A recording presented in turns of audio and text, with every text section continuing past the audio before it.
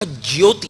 ఎందరో మహాపురుషులు దర్శనం చేశారు, ఎందరికో దర్శనాలు అయ్యాయి, ఎన్నో చోట్ల గ్రంథస్థం అయ్యాయి ఆ విషయాలు.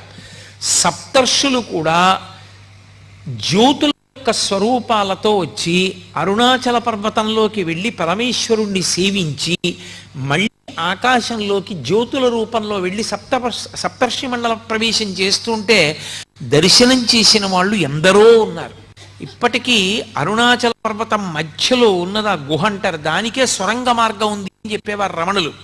అరుణాచల క్షేత్రంలో శివాలయాన్ని పునర్నిర్మాణం చేసినప్పుడు కుంభాభిషేక సమయంలో సొరంగం బయటపడింది. ఆ సొరంగం చిన్నగా అరుణాచల పర్వతం లోపల ఉన్న గుహ దగ్గరికి వెడుతుంది అంటారు.